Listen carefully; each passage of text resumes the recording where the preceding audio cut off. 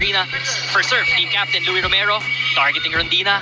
Alba goes to CC. And she gets the first point. Good day! Pag-usapan at bigyan natin ng preview ang magiging laban maya-maya lamang. Ito nga ang Chocomucho versus Farm Fresh sa PVL On Tour 2025.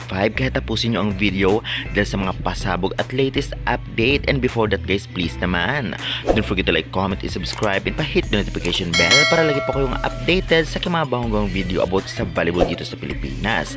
Salamat sa support and pa-purchase na lang ng Alas Pilipinas and PVL t-shirts. Well, isa nga sa inaabangan ng laban, syempre Chocomucho versus Farm Fresh at dumayo pa nga sila sa Ilagan City para doon maglaro. Grabe, tiyak na mapupuno naman ang venue nito sa kadami-dami ng manonood at susuporta sa kanila.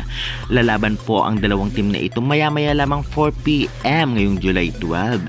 At syempre mapapanood po nyo ito sa One Sports or One Sports Plus sa cable. Meron din po sa Signal at Pilipinas Live at may free po sa PVL at PH Live. Kaya syempre tutok na.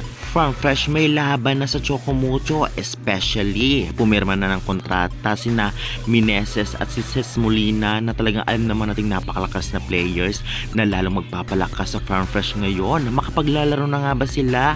Well, posibleng maglaro na talaga ito dahil confirm na at nag-post na nga ang One Sport at syempre PVL Management at ang Farm Fresh Management na talaga namang pumirma na ito sa kontrata. Kaya anytime pwede sila maglaro.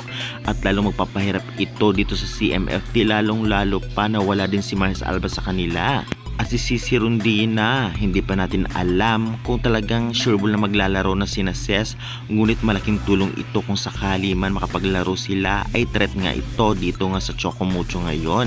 Kaya tiyak na magiging maganda ang laban at syempre gustong gusto rin bumawi ngayon ng CMFT dahil sa pagkatalo nila sa nakaraang laban. Well, aabangan natin ang adjustment ng dalawang coach nga ng Farm Fresh at syempre ng Chocomucho kung sino-sino nga ba talaga ang gagamitin nilang first six sa laban na ito.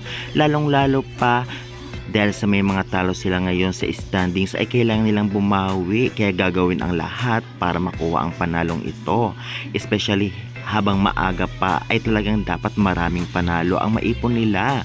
Kaabang-abang ang match na ito. Kaya guys, sa tingin ninyo, kayanin kaya ng Farm Fresh ang Chocomucho o di naman kaya makapaglaro na nga ba si Mineses ay itong si Ces Molina sa team na Farm Fresh? Comment nyo na yan at huwag kalimutan mag-like and subscribe for more updates. Maraming salamat.